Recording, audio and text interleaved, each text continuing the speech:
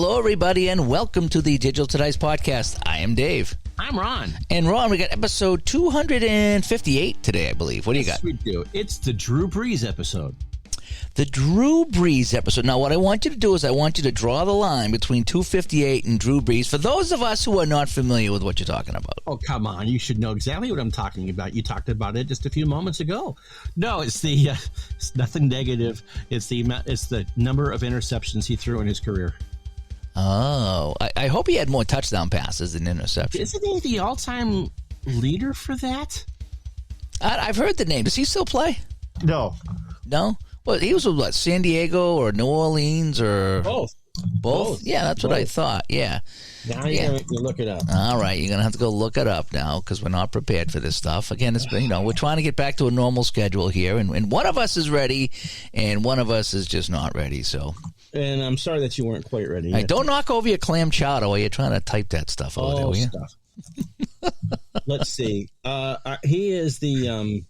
Well, we'd have to be on a long time if we were to touch his career yards, because he threw for 80,000. Oh, wow. 358 yards. Does that include interception yards? No. I don't know why that. Now, they're saying that his career interceptions was 243. Oh, from the playoffs. Oh. So I'm assuming that is, we look in his career stats there, and for yardage, 80,000 yards. Can you imagine? Yeah, that's nice. I mean, his career record of 280 yards per game is second all time in the NFL. I'm trying to find, there must be, come on. He had 53 game winning drives. Anyway, it's All right, we're going to go with the Drew Brees episode. We'll go with the Drew Brees. I can't find it. So one thing that was not there, but yeah, he threw for 80,000 yards. Well, that's pretty good. So I guess we'll take that trade off if you're a Drew Brees fan, I guess. Yes. All right. Now, there you go. Episode 258. We're going to be talking about inspiration today. Inspiration. Yes. What is the inspiration that we get to play some of these games? Why? What teams, what players, and a whole bit. All different ways we get our inspiration for what we do here on our tabletops or on our PCs. Ways to get a hold of us, digitaltodice.com, digitaltodice.com. That is the website. 978-751-DICE.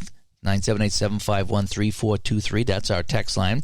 digitaltodice@yahoo.com is the email. Over on Facebook, facebook.com/groups/digitaltodice. Come on over and join the discussion. And if you'd like to support us on Patreon, it's patreon.com, and that would be search Digital to Dice over on Patreon. And if you're a $5 member, you can jump into our Discord, and we have a pretty good discussion going on our Discord with our $5 members over there, and it's a daily thing going on. And we just talk about all kinds of things, and we asked our Patreons for show topics and ideas and the whole bit, and so it's a fun way to bounce ideas off the community. Let me see what else we want to talk about here. I found the answer to the question about who threw the most yards in NFL history. Okay, would you care to guess? Brett Favre. No, Brett is not even in the top 10. Oh no, he's fourth. It's an absolutely insane number. Oh, geez. Well, who played forever? And I would someone that played for New England and Tampa. Was it Brady? Yeah, he played a long time. That's probably why. 89,214 yards. Wow. That's 9,000 more than Brees. Peyton Manning is third at 71,940. So Brady has him by 18,000 yards. Yikes. And then Favre at 71,800. Ben Roethlisberger is fifth at 64,000. So Brady has 25,000 more than fifth place. Yikes. Anyway. Yeah. So this your football knowledge of the day. Does that give you any inspiration, Jucket, for an idea or what? 89,000 yards. Yeah. Alexa, how many miles are in 89,000 yards? 89,000 yards is about 50.6 miles. 50 miles. Okay. 50 miles. So what? Past you to pass Boston, right? Yeah. Yeah. That's Yeah. That's a long way. It's a long way to pass. Pretty fun. It's inspiration. I bet. Wow, that's a lot. It is. Speaking of milestones, we'll get into the Ovechkin milestone later in the show. I want to talk about that, but I don't want to break that out now because that's going to be in the main topic. Let me see. I do want to go over Digital to Dice Con 25. That's coming up, Chuck. That's in 5 weeks. Wow. Yeah, remember we started planning that back in August, I think, is when we talked about that. And now it's here. Yeah, I mean, I think we're just a couple days away from locking it in, so to speak. They told us, within 30 or 31 days we had to lock it in, and there was no refunds. So that's when the door will shut, and we're committed to this. And we have, I want to say, 35 to 40 people scheduled to come, and more signing up, and more might show up at the door because they're unsure if they can get off the time. So we will allow people to show up and pay at the door, if you will. It should be a fun time. I'm trying to figure out what games I want to bring. Mike Canestrani, he just went out to Indiana to St. Patrick's Indicon event out there, and they had a fun time. And he actually, so Michael called me, or I called him, one of the two, and he was walking around the convention floor, and he was handing the phone off. That's great. To people. And I was talking to Joe Bryan from Payoff Pitch. I was talking to Marco Scola, Gary Brown, Dave Little, Keith Avalone, St. Patrick. I'm trying to think if there's anybody. There was probably a few more people I talked to, and off the top of my head, I can't remember because I was just going around the room with the phone. It was just like I was specifically told that the football jersey that from the Southern California Sun, because Keith was wearing a WFL jersey, that was not pink. It was magenta. It certainly looked pink, but I guess magenta's pretty darn close. Sure, whatever floats your boat, I suppose. But I don't know if he's going to wear that to Digital to Dice Con in Connecticut or not, but I'm not sure. But it wasn't the New England team in the WFL, was there? No, I don't think there was. There was a New York team. They played at Randall's Island. We had USFL, but I don't think we had WFL. Now, WFL was before my time. I was only a wee little lad, so I really wasn't even following football at that point, so I didn't even know that league existed. But speaking about inspiration, that's another thing I'll bring up in that, so I don't want to talk about it right now. Let me see, what else we got going on here? Oh, yeah, so Digital to Dice Con, that's coming up on us. We had to open up more rooms, actually, because our block of rooms filled up. Oh, nice. At the hotel, so we're going to have somebody said, geez, I tried to book, and they said you guys were full, so we had to open up some more blocks. So they're holding off rooms for us. So Michael was supposed to get down there and have them open up more rooms. I'm supposed to get down next week. I'm taking a week off. At least that's the plan. And so I'm going to drive down to Connecticut and hang out and check out the room, scope it out, and kind of get one last feel for things before the event so I can plan a little bit better. I don't want to show up and have any surprises, so I want to make sure that, hey, this is how I want to set up. I'll put me in the corner, put this over here. We'll put, how we want to set up the tables and just get our last minute details out of the way for the room. So I'm going to get on and do a dry run, so to speak, next week, so I can make sure that I have everything I need to pull this event off, so to speak. But yeah, that's coming up. And again, we are welcome last minute people here because things are looking pretty good, so we don't have to worry about whether we're going to be able to pay for the room or not, because I think we're close enough that if it's not paid off, we can just kind of pick up the rest. So it's not like we're $1,000 away and we got to think about canceling it. We had a pretty good reception there, so we're kind of hoping that things will go as well as they did in Indiana with St. Patrick. I was talking to him on the phone today. He said that things went really well over there. A lot of people chatting and playing in the whole bit, and that's what it's all about. And So he's supposed to come out and show off his matchup football game out here in Connecticut, so I'm looking forward to that. Let's see, what else is there going on as far as newsworthy stuff here? I think that's about it. Just we got the Digital to Dice Con coming up. And then I got my plane booked for Play.con in June, so I'll be hopping on a plane and going to Play out in June, so it'll be my first time out there at that event. They've been doing that a while, so I heard that's a fun time, so I should have fun with that.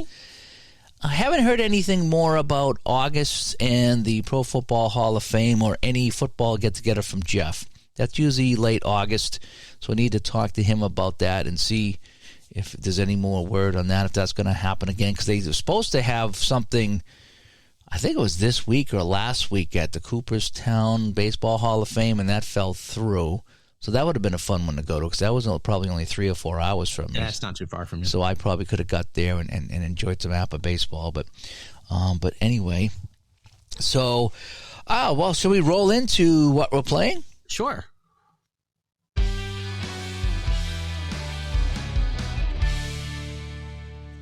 I'll kick it off this week, I guess. Okay. I think you went first last week. So for me, with my schedule really, really lightening up, I got back to a whole bunch of games. I've been playing Hockey Bones. I've been playing APA hockey.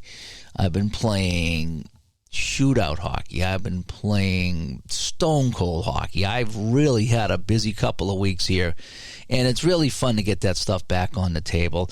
I did a couple people asked me to do some, maybe not a tutorial, but just kind of help them play the game and slow it down. So they were really good too. Yeah, so I did one for Stone Cold and one for Shootout Hockey. Just kind of brought it really down slow, showed how to set it up, showed how to play the game, what I'm looking for on the whole bit, and just kind of did a nice slow play. Both games are really kind of fun too. I really enjoyed them. So I did those there, and also I don't know what happened here, but I am just I'm up to my neck in payoff pitch baseball right now. I don't know what happened. I got the itch to pull it out. Again, we talked about, texting the X in the last show, and something just started pinging in my corner, and it was payoff pitch, and I put it on the table, and I laid it out, and it's just working. It's just working right now. Well, I don't know how else to say it. It's working, and it's working pretty good, and I ended up ordering a couple of seasons. And I broke out one of those seasons, and I'm playing the 76 Red Sox. Mm-hmm. And I kicked off the season the other day, and I had it set up, so I think I streamed all three games against Baltimore. And it's just been a fun time. It really is. I've really been enjoying this playthrough with payoff pitch. It's always been a fun game, but I've wrestled with the mechanics of it. A couple of things that you've struggled with, yeah. Yeah, and the first time was I was using the old charts and the old rules set, and I watched the Replay Gamers channel. He's like, make sure you get the updated payoff pitch rules and charts. Not that anything was changed, but the layout and how everything was worded was changed to a point. Streamlining is important. Yeah, sure. So it really made everything just make a lot more sense. So that made a lot more sense, but I still was having problems with stealing and base running. I couldn't figure out what I wanted to do, and so I figured out a way that I'm going to stick with, and it's really working really nice. The stealing and the base running situation now, to a point where the game is just flowing so easily for me. It's so enjoyable. I'm playing game after game after game, just having a lot of fun with it. I had a situation where Kyle Yastrzemski stole a base. I mean, that was really cool. 76, he was 37 or something like that in 76, and he stole a base, and I had a guy steal third, because I roll to see if they're going to take the steal, and if you roll low enough, they'll try to steal, and I had a guy steal third base. It's just been fun. It's just been real fun. And however I got the game, what I'm looking at for results and numbers and charts, it's flown really well, and I'm not having any issues at all. Haven't had one stumbling block since I started playing it again. So yeah, I've been really deep into the payoff pitch. I've been playing 83, kind of like what you do, kind of a game of the week type of thing, mm-hmm. or just look at a pitching matchup that I want to play, or if there's somebody, there's reasons why we buy these seasons, and I want to get those people on my tabletop and play them, whether it's a pitcher or a batter or whatever it is. So mm-hmm. I got the 83 going where I'm kind of bouncing around, and then I got the 76 where I'm playing strictly Red Sox. But I can imagine that at some point during this little Red Sox playthrough, there's going to be some teams that I just want to play. I want to get some guys from the National League on here, and especially the older pitchers and the older players. I love playing the older guys. That's the Fidder's year. Yeah, so I'm going to have to. Well, I imagine he'll play the Sox at some point, but I should probably get him on as a just as an exhibition game or something like that. So yeah, so I've been really doing the payoff pitch. In fact, I plan on doing another payoff pitch second look video on payoff pitch mm-hmm. at some point this week. And so that's kind of it. It's just been a busy boy over here. I have not got Apple football back on the table, though. Just haven't had the chance for that because I've been playing all these other games. You know, we're at a point we have so many games to play, and it's like, well, that just hasn't been back on the table. It's still, one game I really love, but it's just all these other games I've been playing and just been enjoying them. So everything that's been on my table has been enjoyable. That's all I got to say. So I've been having a good time with that. Good. Yep. Let's see. 56 replay is now comfortably into June.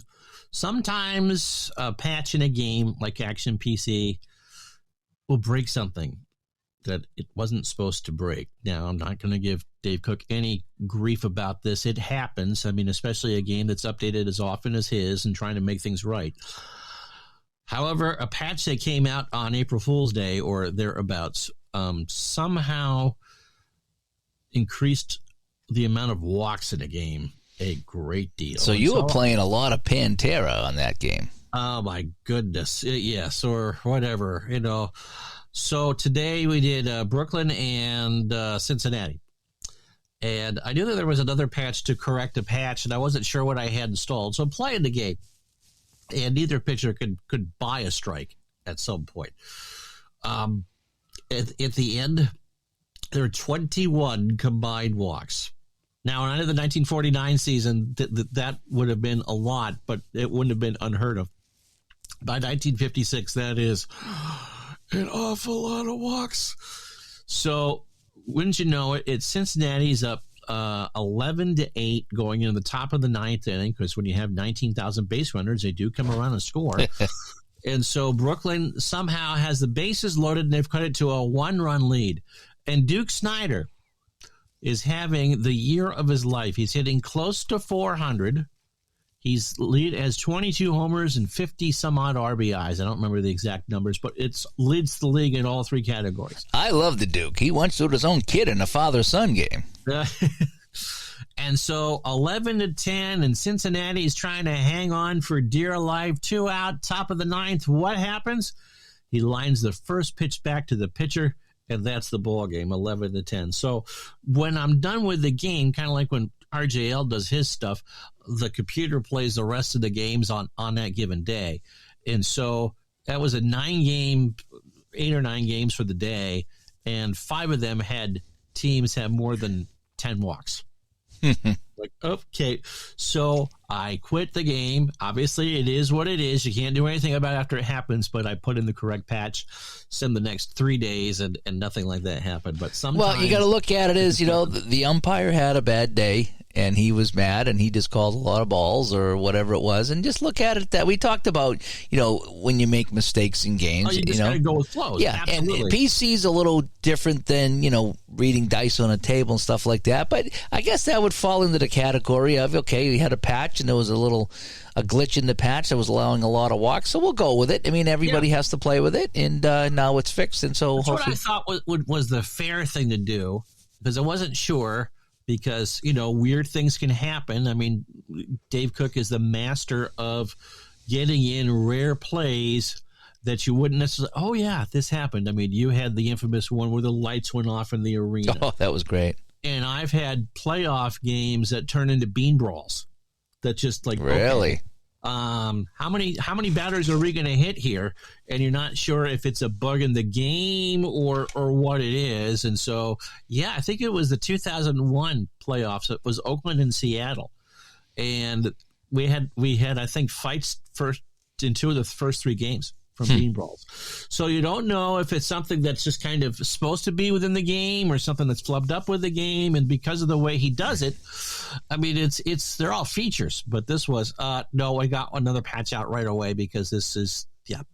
So that's that for that. Let's see. In my PGA golf career, I need to find the right settings. I played Bay Hill this weekend, the Arnold Palmer. Oh my God, those courses are just beautiful. You really do feel like there's enough of a challenge there. However, I had the opposition scores up too high. I shot 19 under and finished 12th.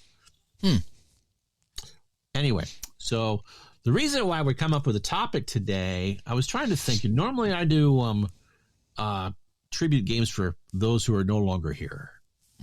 pay tribute to those. But with the great eight, Are we going into the topic? yeah, because that's pretty much all I play for sports. So All right, let me hit the teaser or the stinger. I think it's called the stinger. The stinger. They're going to hit the Cincinnati stinger. Hang on a sec here. There we go. Now we can go into the topic of the day. Stinger, isn't that the Aunt Becky's vodka and cranberry juice? Isn't that a stinger? It might be. See, I got one in there. She's not going to Connecticut. She's too busy with her stingers. All right. So as Ovechkin moved closer to Wayne Gretzky on the all-time goals list, this would be fun to do something about that. And, normally I do tribute games for people who are dead, and hopefully Ovechkin doesn't die anytime in the near future. So that wasn't it. And so I said to myself, we have the ability to pretty much match up any two people or any two teams ever in whatever sport that you want. And I do a lot of stock stuff, and you do a lot of stock stuff. And so when the tribute games, usually it's from best season and there. Well, let's do a game between Alexander Ovechkin and Wayne Gretzky. Let's face them off together, because Gretzky has been quite open about, I'm not sure how happy you are to ever lose a record, but certainly has been publicly a very good sport about that record being chased. And in fact, I want to say, and I haven't read much about this, that I was very impressed that when Ovechkin broke the record Sunday, that when Gretzky was there, he was wearing a Gordie Howe jersey pin on his lapel. Yeah. I thought that was extremely Did they ever classy. play head-to-head? Gretzky and Howe? Yes. In No, Gretzky and Ovechkin. No, Gretzky retired in 98, and Ovi's rookie year was Alexa. When was Alexander Ovechkin's rookie year? Alexander Ovechkin debuted in 2005. So thank you. So 7 years after Gretzky retired. Okay, I wasn't and the sure. Weird thing is that the record changed hands in the same number of games that both players. It wasn't that uncanny that it was. That's crazy. I mean, that was creepy. That it's like so many goals and so many games for the top two guys. It was like, wow. Yep. And so yeah, all the credit in the world for Gretzky to not only embrace that moment, but bring in Gordie Howe in that conversation. I thought that was great. So so how could I honor and bring forward what was about to happen? Because I played this game Saturday afternoon. Now, they didn't include Gordie Howe's goals in the WHA, did they? I don't think they included Gretzky's goals in the WHA either. I think Howe had more, though. Right. Gordie played quite a few years. You can look it up. I'll look it up while we do this. Certainly the NHL record of 895. I don't think that they included those records. The NBA records, I think, I included with the NBA. But Mark Tardif's records in the NHL just don't. It has them go back in the WHA, but not the NHL. What is the record? You got that up there. So, because Gretzky only played the 1 year in the WHA. Yeah, so Gordie Howe, it looks like he had 26 years in the NHL. He had 801. Right. Was the amount of goals there. And, you know something? He had 174 goals in the WHA. That's incredible. So that would put him at, 975 if you combine them all. Just throwing that out there. But he played till he was 52 years old. Yeah. But what I'm saying is that, he's got, was it 1, 2, 3, 4, 5, 6 years in the 174 goals in 6 years. 6 years. And that wasn't counted. In his 40s. Yeah, he was between 45 and 50. And then at 51, he played 80 games. At 51, he played 80 games with the Hartford Whalers, had 15 goals there. So, yeah, I mean, if you look at professional goals, Right. It's hard, I bet if you added, now that we've gone off topic, all the goals that Jágr scored in the KHL and the Czech leagues, his number is probably pretty high too, because Jágr played forever. Has Jágr actually retired yet? I don't know. I don't know. So anyway, Gretzky had 46 goals in the 1 year that he played in the WHA. Yep. And you could win a bar bet if you could tell someone that the first goal he ever scored professionally was against Edmonton, because he was with Indianapolis. Yep. So, one of the things that you can do to get back on topic is you can match up anyone you want, whether it's realistic or not. It is up to you. And so I grabbed a couple seasons for Strat. I grabbed 83, 84 for Edmonton because I believe that was Gretzky's highest shooting percentage year. Okay. Like 26% or something like that. You would go with 81, 82, but those cards need to be redone. If anyone in Glenhead is listening, that season needs to be redone. You tell me, I'll get on my Don Cherry soapbox. You tell me right now, how in the world you get 92 goals with that card? You don't. I'll send that one day with you, and I think he had 76, which is still an impressive number, but not 92. So 83, 84, Gretzky had 87 goals. 87 and goals. his shooting percentage was 26.7. So I wanted to make sure if I was going to do a game that he was going to score. So let's do that.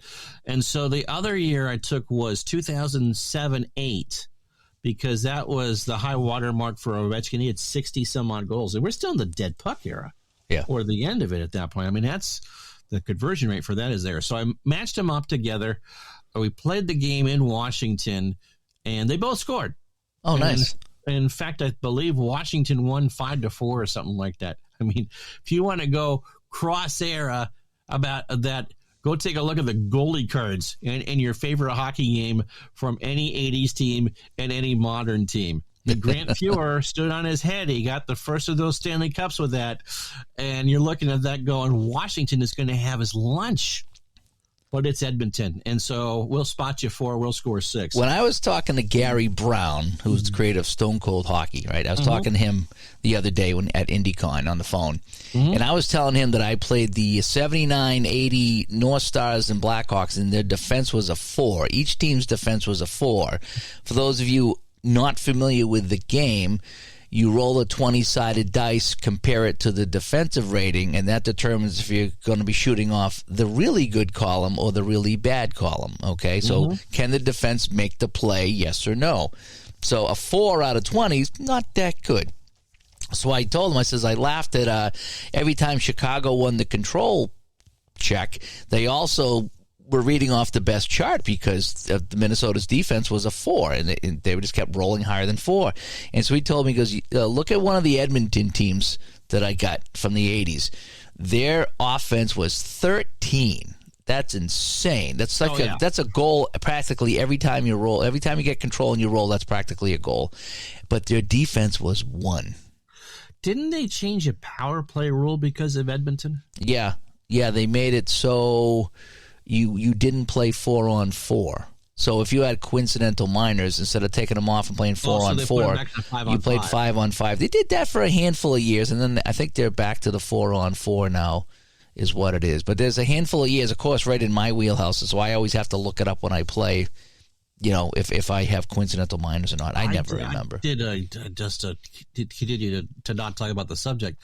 Played a game with, I think, 54 or 55 Montreal, and it was before it was the rule that they had to change because of Montreal. Was it used to be you served the full 2 minutes regardless of how many times the team scored. And Montreal would score so often in the power play that the power plays had to end. So I'd never played a game with that rule before, and Strat had it right.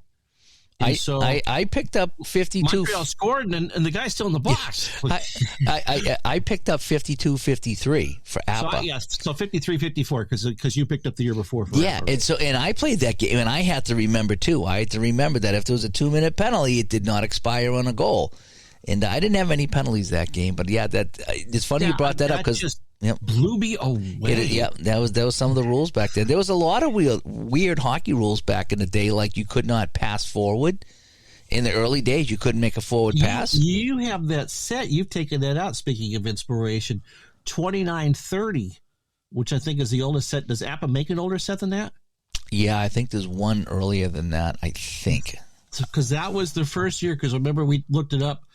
On the Globe archives, that was the first year you could do a forward pass. Was 29-30, and there was no icing either. And in the rules, it says that. In the rules, it says, oh, no, you would be correct. 29:30 is the first set that Right. app offers. And there's special rules in that. Yep, I'm looking at them right now. It says Icing. They couldn't even make ice between periods. They took the whisk to. now check this. Not that I want to go off on a tangent here, but since we're talking about inspiration, maybe this will Right. inspire you to play some old-time hockey. Special rules and procedures for 1929-30. Oh, okay. Okay, now this is for APA. Most teams use 2 forward lines and 2 defensive pairs with an occasional use of a third forward line. So you're skating 30 minutes a night? Yep, most teams Oh my use 2. Yep. Goodness. The icing rule does not exist. If a play results in an icing, then non-icing team gets the puck, give it to the player of their choice, and both teams may change lines. Teams that are shorthanded do not have the player released from the penalty box if a goal is scored. He must Right. serve the entire penalty. There is no substitution for coincidental minor and major penalties. Both teams must play shorthanded. So it looks like if there's a fight, that's considered coincidental, and you must play down a man. Both teams will play down a man. That's what it looks like. So 4-on-4 or 3-on-3. Penalty shots do not exist, just a minor penalty. Check out this one. If tied after 60 minutes, a 10-minute overtime period is played in its entirety. Yes. No I did sudden know death. that. If it's still tied after 10 minutes of overtime, the game is declared a tie. You know why they got rid of that? No. Wartime travel restrictions. Oh. They couldn't hold trains because they were all steam powered. So they would go from one city to the next because the teams are all in relative proximity to each other. So if your train was at 11 o'clock, you had to be on it. Yeah. So Interesting. Yeah, it's kind of like when we talked to J. Thomas Hetrick about the Right. Spiders catching the train back in 1899. right. So For statistical purposes, misconducts were not recorded in the penalty minute statistics of a player. A gamer that wants to compare realistic penalty statistics should not record the 10-minute misconduct penalties as is done currently. And the final thing says here, gamers may play the game as they see fit, but those wanting to maximize realism should not employ the pull the goalie strategy, as this had not yet been thought of by any coach in that era. really, So isn't that kind of wild? All the different ways you can play, the hockey. I mean, football's probably had some changes too. Baseball's probably had the least amount of changes, but football, hockey, even basketball to a degree. So if you play some of these old seasons, yeah, I mean that's a lot of changes to keep in mind if you're going to go play an old hockey game. I've tried playing some 60s basketball because it can be a good game, but you shoot a foul shot on every You were saying that, yeah. defensive Oh foul. man, you're there all day. And so it just kind of takes away the flow of the game to do that. You shoot one, and then you get the bonus, and then you get 2. I mean, a shooting foul can be 3 to make 2, and I kind of like that rule. But yeah, I've never played. I played college basketball without a shot clock, but the first few years of the NBA didn't have a shot clock. Yeah, that is probably, of all the rules in sports, I think the shot clock is probably one of the best things they ever did in any sports. Because if you ever watch, the actual game from Hoosiers, it's just the kid dribbling the ball for minutes at a time, and 4 corners offense. yeah, and everyone just stood there, and it's like, man, you expect people to watch this, and no one took any shots. You had to move the ball every 5 seconds, but you could stand there forever and not shoot. Yeah, he just kind of sat there dribbling it. It's like, wow, it was pretty boring. It's like, yeah, It really was a different game. So Yeah. So that's kind of interesting there. Now, again, how some of these games, especially in the computer, I mean, if on the table, you can implement whatever rule you want. I mean, if you wanted to do an NFL game with 3 downs instead of 4, there's nothing to prevent you from doing that. If you're going to go cross error or something like that, put in the rules that you want. I mean, if you want to play the modern football with 15 yards on an offense on a hold, there's nothing to stop you from doing that. Do you know what I enjoy doing once in a while? And usually it's with Action PC football.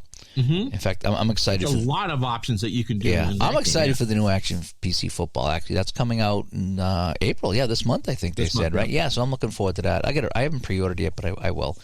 I once in a while will play a game, usually just an exhibition game, and put the goalposts on the goal line. And the modern kickers, oh man, you're kicking from everywhere. It's hysterical. It really is. It just makes it a kind of a fun type of game. Not a very serious game, but it's a fun game. But that is, kind of an inspiration is, what would happen if you play with this rule set or that rule set, or, I mean, not everything needs to be super serious when you sit down. I mean, if you want to go with, we were talking about this, I think, on the last show or the show before, which we've talked about the golden at bat, which was not being used this year, and how that just kind of generated some controversy. But what's stopping you from doing a golden at bat or a ghost runner or any of the other options that are out there? Would that make it more fun for you to do? I just a minute or two I need here. Okay. So the golden at bat, they when they even tease that, I like it, by the way. People lost their mind, okay? Yeah. The baseball people lost their mind, okay? And I forget who I was talking to, and I don't know if I was doing it here, or if I was doing a chat, or if I was with somebody. And I says, picture this. Fenway Park, Yankees, Red Sox, and David Ortiz comes off the bench with the bases loaded as the golden bat. Mm-hmm. As the nine hitter comes up, whoever it is, and he sits down and David Ortiz comes up. Are you telling me that place is not going to go wild if David Ortiz comes up to hit for the second time in an inning, or David Ortiz gets up and hits a home run and they put him back up right after that for the golden bat? I mean, you're right. It's very weird in the whole bit, but I mean, look at T.J. Oshie taking all those penalty shots in that championship there, the World Championships there, one after another. That was and the after. Olympics. Oh, was it? Yeah, it was. It wasn't an NHL game. It was something else. But they still talk about that. Oh yeah, they still talk about that. So you telling me that pick your favorite team, clutch situation. Do you want the ninth hitter coming up, whoever it is? Or do you want to send up, Aaron Judge to the plate, or, pick your poison, whoever, George Brett, whoever it is? Do you want to send that guy up for an extra at bat? Would that make for drama? Would that place be going out of their mind? Oh, goodness, last year in the World Baseball Classic, it's Ohtani versus Trout. Mm-hmm. With the game on the line. I mean, that's, those are the moments you look for. And again, every sport has had rule changes, and we have the luxury of ignoring any rule change that you want. If you want to play modern ball with no DH, hey, more power to you. I did that one night, Chuck, and now that I'm thinking about it, I did the golden bat rule on my channel. I did a game, and I don't know what game it was, but I did the golden bat rule, and it really didn't play into the game too much, because I just think I brought a guy up for a second at bat and let him hit, and it really didn't affect my game too much, but it was fun bringing up your best guy. There's an anticipation. To give him another at bat. So that I'm just kind of going off on a tangent there about that there are scenarios where that golden bat rule would absolutely bring the place to their feet. I'm just saying there are situations. Okay, I know it's weird in the whole bit, but again, it all depends what you're looking for. Are you looking for ratings? You're looking for fun? Are you looking to just keep the baseball old people happy? Because that's how it is, With anything, to play. Do you roll with the times? I mean, do you roll with the times, or do you just keep it as is because that's how it is? We just went through Memorial Day in my replay, and Sundays in 56, they're playing doubleheaders every Sunday, for the most part. And holidays are doubleheader days. And so due to the doubleheader I did the Washington Yankee doubleheader, which was fantastic. Washington hung on to win that second game under extraordinary circumstances. And you got to wonder, when you're playing 6 games in 3 days or whatever it is, it's like, yeah, if you want to go through and put ghost runners on to start extra innings, your pitching staff are toast to begin with. So let's play the 7th game in 4 days, and you've got no bullpen whatsoever, and let's get into a 13, 14 inning game. And so the temptation is, I'd use the ghost runner here, which it's not authentic and all that, so you couldn't, but you certainly can understand, like, I was looking at teams, and again, you're doing as played. Computers are a different story than the tabletop, because on the tabletop you can declare that no one is tired and you can just go and go. That's not the case on the computer. It will do fatigue and all that. And so you're going. So I'm looking there, and that second game that Washington just stole from the Yankees, they didn't have any pitcher that wasn't considered tired. Yeah. And so what are you supposed to do? The team's bad enough as it is. They lost 90, 95 games. How is that fair to the other team? Because you're just going with what it went through. So that was, you could have, I was like, no. Well, look at hockey's overtime, regular season 3-on-3. Is that what it is now? I think it's the most exciting hockey you can watch. These three guys are cycling, they're moving the puck, they're in and out of the zones. It kind of looks like a roller hockey game. They're using the entire ice. They're not worried about keeping the puck in the zone. There's just three of them skating around. And a few years ago, I used to enjoy watching the Vegas team because they had all the young guys, and they would just skate circles around anybody out there. The entire team would just skate circles around. And it was fun watching the overtimes. It really, really was, the 3-on-3. And that's a big departure from the 5-on-5 overtime in which nothing ever happened. So the 3-on-3. You play for the tie. I like that 10-minute we play it out. Mm-hmm. That intrigues me. I saw an article one time on the internet, and it said, the Rangers, beat so and so 5-3 in overtime. I'm like, how do you win 5-3 in overtime? Well, because you play the whole thing out, and they got 2 goals, and interesting. It's interesting. So if you wanted to do that, so anyway, all right, so getting back to inspirations, what we're talking about here is we how much inspiration we've just gone through in the last 5 or 10 minutes just talking about this. I think one of the things is you don't always have to. You can add. Here's your P-Jet food reference brought to you by Pathmark, where P-Jet loved to shop when it was open.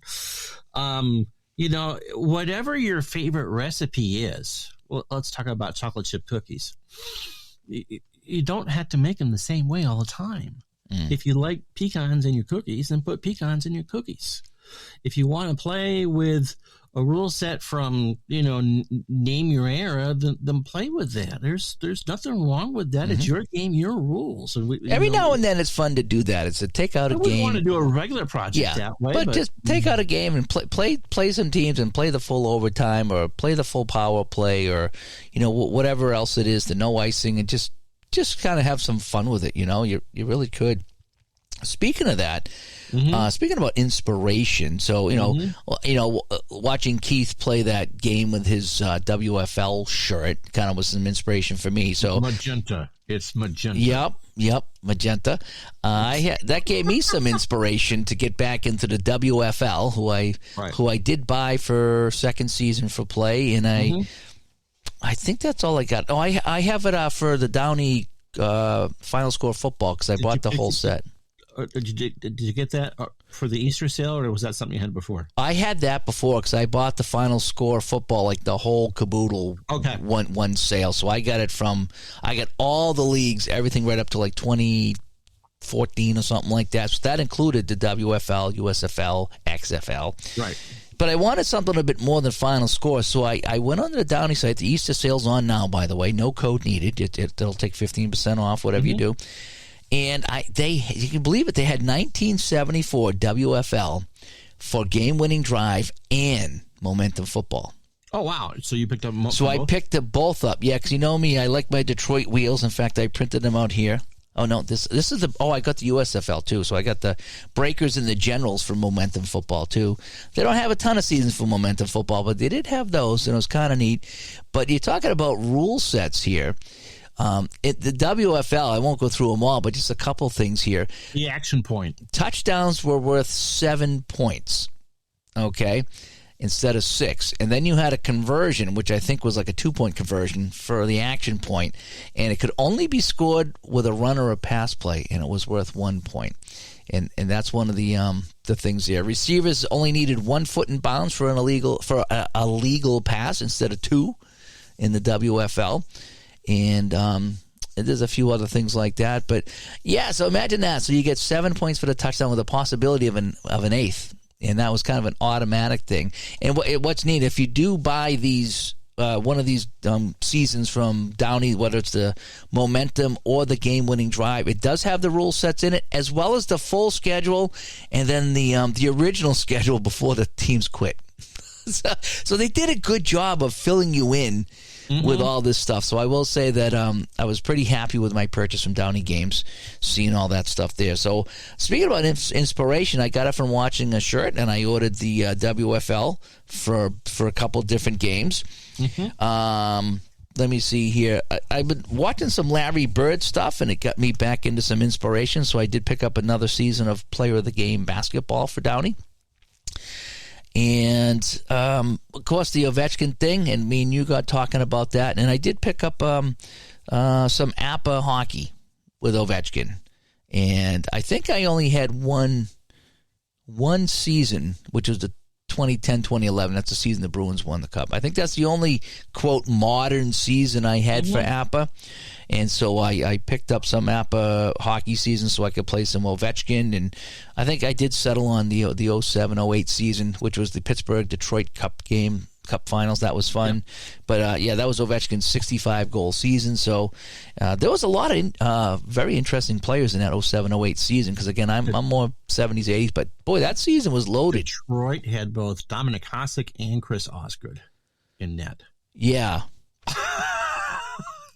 Yeah, that season. That might be the best split since the Islanders, since Morgan Fuhr in Edmonton and Smith and Chico in New York. I mean, the island. That whole season was pretty unbelievable. Iginla was with Calgary, if you will. Let's see. So Osgood and Hasek were the goalies. Incredible, just incredible. Yeah, I mean, on one team, if you can believe that. Pittsburgh, they had, Crosby was a second-line center on Pittsburgh that day. He only played like 60 games. Yeah, but I mean, he was second line. Crosby was second line on that team. Fleury was in net for them. I mean, this season does have a lot of fantastic guys. Joe Thornton was playing with San Jose. Jeremy Roenick was with San Jose. Patrick Marleau. So, yeah, that season should be a lot of fun. So Ovechkin was with Backstrom and Kozlov. That was the line up front for Washington with that game I did was fun. But, Edmonton's defense was left a lot to be desired. They could score, inspiration that way. And, again, you never know. I mean, I couldn't find anything for 258. So Drew Brees. So you might find it. You might want to play a San Diego or New Orleans game. I mean, 80,000 yards, and he played forever too, along with Brady. Yeah, but that Ovechkin thing, right? That's some huge inspiration for me because, like I say, I'm going to pick up a couple of newer seasons and play him, and that'll give me a chance to play some seasons that don't have Bobby Orr or Cam Neely. It's going to be some newer stuff here. And so just him doing that caused enough attention for me to give me inspiration to want to play some newer seasons. And not that I want to get on that rabbit hole and order all these new seasons, but it is fun doing that. I mean, you never know what you're going to pick up. I mean, we all have our favorite teams and our favorite seasons, but, I picked up 1969 for baseball. I don't know anything about it, but there was some inspiration with the book from Jim Bouton, the Pilots pitcher there, that I wanted to play some of those games and have some fun with that. Joke from today, there was more ball fours than Jim Bouton could write about in that game I had today. Oh, yeah. There was a lot, yeah. And the whole 1970 football season, I got that so I could play some Tom Dempsey because he had that longest field goal. I'd love to get New Orleans on the table with that. Talked about 72 and the strike and the fact that they didn't make up the games and the Red Sox lost by half a game. Yeah, I was asking you that because I was online mind. It's like, what season should I pick up? I'm going to get 84 for payoff pitch so I can play in the 84 community event. And then I said, do I get 73, 72, 76? What do I get? And then I said, why did the Sox finish a half game back in 72? That's something you'd have to make up. He tripped around third base. But I mean, they didn't make up the game, and that's when they made the deal, there was you've lost these games. Really, yeah. So the Sox got screwed in that one, huh? I think it kind of happened in '90 as well. It was a weird end of the season. Season ended on now, would that be some inspiration there right now, Jucket? I suppose. I mean, one of the classic inspirations is, can I get the team that fell short, my favorite team, over the hump? So if I were to say that we find the game that would be made up, Boston against whoever, to get them that whatever amount of games it is. You go to retro sheet and go to the schedule and play the first week of the season. Yeah, whatever game was right. was out. So the Sox played one less game. So I don't know if that's a rain out or if it's just kind of the games that were canceled. They lost the first week of the season. And so remember, the first week of the season, you got game days off because of weather and travel and all that. So there was some people that even played less games than the Sox. Right. I don't know how many games that they officially played, but it was supposed to be 162. Sox looks like played 155. So they lost 7. And the Orioles played, who was below them, played 154.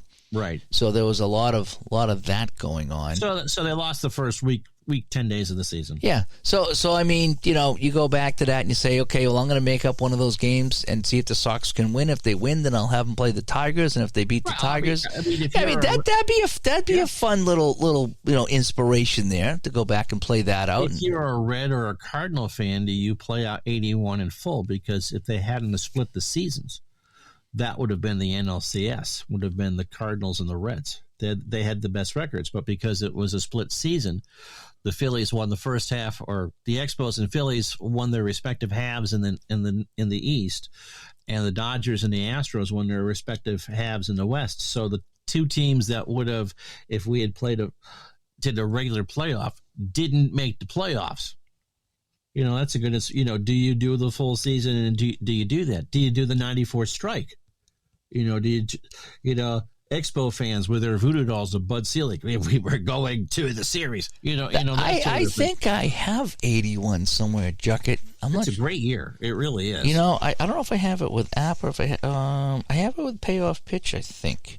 Yeah, I do. So that's something. I think I bought it for that reason, so I could go back and play some of those series, because there's a lot of playoffs here. You got the divisional series, and there was a lot of playoffs that year because of what happened. So that's another fun thing to do. Yeah. So a crazy season, a season that doesn't have equal amount of games for teams, or because of strikes or whatever. Do you go back? Is that some inspiration to go back and try to play that out? So what about a Bobby Orr situation? 75-76, where he plays only 10 games and I think averages a point a game. Would you take someone like a Bobby Orr or Tony Coglignero, or someone that ended their season because of injury, and play it out like he never got hurt? I think Al, Red Sox fan. Yeah, well, the only problem with that is I imagine, well, it depends what his card looks like. Because if he's carded in a way that he's just going to dominate because he played 10 games and had 10 points, then you don't want to play with an overpowered card, but neither do you want to play with an underpowered card because he was playing hurt, so right. I guess you'd probably be better off doing that on the computer, where you could get rid of the injury and just keep him at full strength. I mean, but again, that's inspiration. If I know I'm only going to get one more year out of somebody, do you do it? You throw reality out the window, like you did with the Russians on the Bruins. That's an inspiration. So what happens if Tretiak defects? Who's he go with? Yeah. Do you put him on a Kansas City or a California or a Minnesota? I know that he was the Devils coach for a while, goaltending coach for a while, right? I don't know if he ever did anything over here. Not as a player. Yeah, I still don't know. Maybe. Well, the Devils had a lot of Russians on their team. Right. So Tretiak would have been good. So, take whatever you can, whatever what if you want to come up with. And so that's an inspiration. Again, the thing is to get you to play, and maybe it's not always going to work, but at least it's there. So what? So to, I guess sum up, is it a record chase?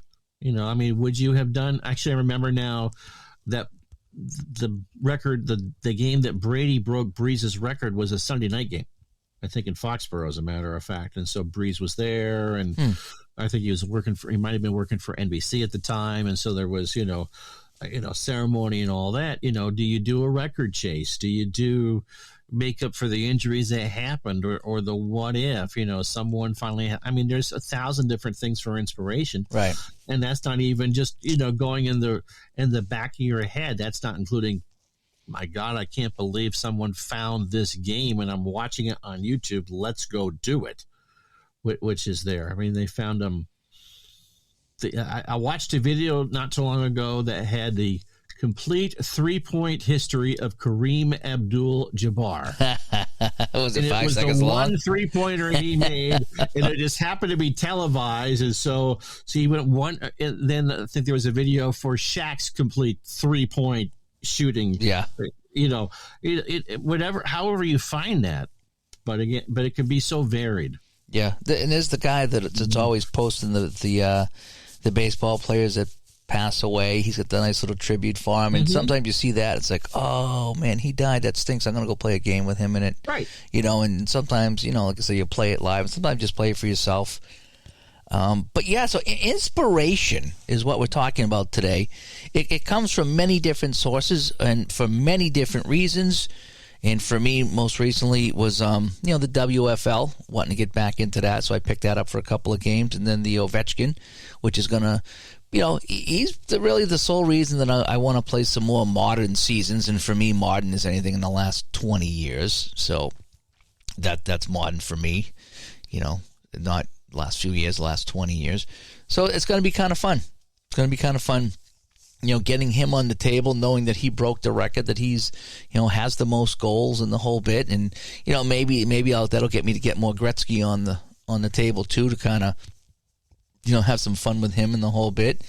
But there were so many people, like I say. The other thing is about inspiration, Jacket, is when I was researching, that's what I do before I buy seasons. I like to go and research the season and say, okay, do I just want to play one team, or would I have some fun? With this season. So when I went to the 2007-2008 season, like you were saying, the Detroit goalies are ridiculous. But Martin Brodeur is in that. 77 games. Yep. He played 77 out of 80 games. He was 35 years old. Nabokov for San Jose played 77 games. Kiprusoff for Calgary, 76 games. Ryan Miller, Luongo, Lundqvist. Guys like that played a ton of games. So there's all these goalies here that I'm like, oh, this is kind of neat. There's all these goalies that, I kind of know. And it's like, so yeah, so that's a season that I'm really going to play. Now, who the oldest goalie was that season that still played 41 games? It was Dominic Hasek. I was about to say, yeah, Hasek had been up there. Yep, 41 years old. And 43, and he played 41 games. And that was pretty wild. Gump Worsley just had a long dart and a beer just thinking about that, right? On the other end of things, a couple of the youngest goalies at 20 years old in 2007-2008 were Marc-Andre Fleury or Tuukka Rask and Carey Price. Yeah. So, I mean, just going back and looking at that season, it's like the inspiration is like oozing out of the season now. It's like I need to get all these guys at my table in one way or another. And so I'm really looking forward to getting that in and playing some prime time Ovechkin, back in the day, as well as, Martin Brodeur, who very rarely gets on my table here. And so I'm kind of looking forward to playing that here. And the inspiration was Ovechkin breaking that record for me. Yeah, I think Marty Brodeur and I are only a couple days apart in age. Really? Really close. Yeah. He's got a couple more wins than you, I think, though. A couple.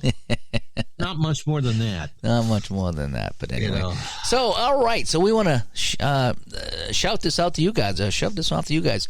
What is your inspiration? Where do you find inspiration? Do you have a certain team, a certain year that you go to that you like to do?